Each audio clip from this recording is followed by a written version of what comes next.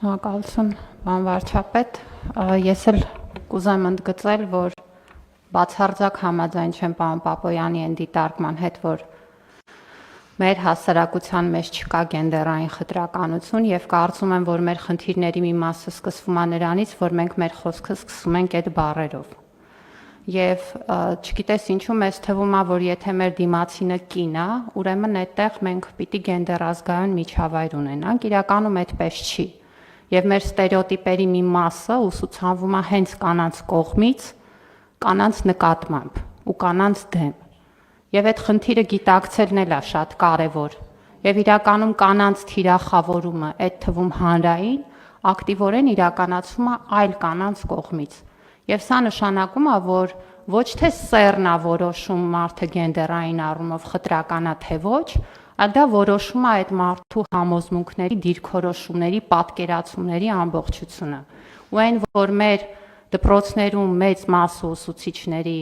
կանայք են, ընդ որում դա այդպես է ոչ միայն Հայաստանում, այլ այդպես է ամբողջ աշխարհում։ Եվ մանկավարժական ոլորտը մեծամասամբ կանանցով է դպրոցներում իրականացվում։ Չնայած այստեղ էլ մենք ունենք փոփոխություններ ու մեր նոր ուսուցիչների շուրջ 16%-ը տղամարդիկ են, որովհետև եթե ուսուցչի աշխատավարձը վարձատրությունը մրցունակա ու գրավիչ է, ինքը նաև դառնում է աշխատանքային ճիշտ հեռանկար տղամարդկանց համար, ովքեր որ ընտանիքի հոգսը այսպիսով պատկերացնում են, որ կարող են կրել աշխատելով դպրոցում։ Բայց ասածս այն է, որ մենք չենք կարող ենթադրել, որ եթե մի միջավայրում հիմնականում կանայք են, ուրեմն այդտեղ կներեք խնդիրներ չկան։ Իրականում այդպես չի։ Իսկ մեր խտրականության, դրսևորման ամենապարզ օրինակը ես ձեզ կբերեմ հենց մանկավարժությունից։ Մանկավարժական համալսարանը ավելի քան 100 տարեկան է։ Ու երբ որ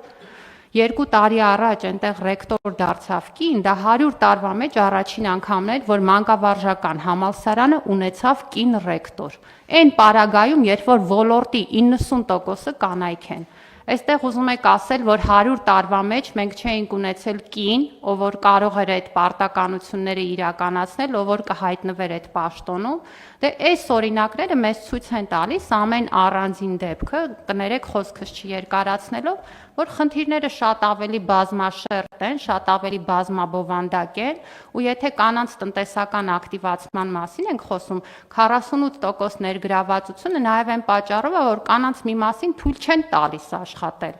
Ու դա պարզաբանված է հենց այն հետազոտություններով, որ իրականացված են, որտեղ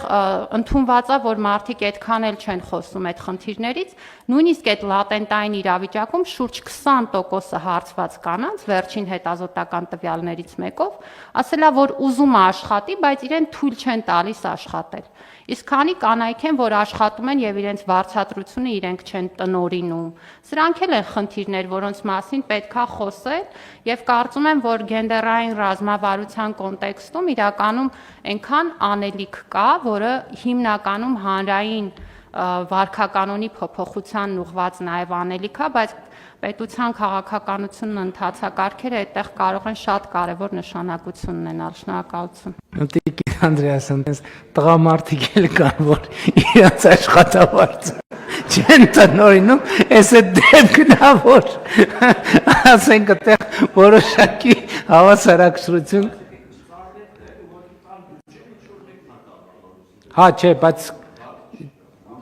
դե դեպքերը բազմազան են նկատի ունեմ այս դեպքում։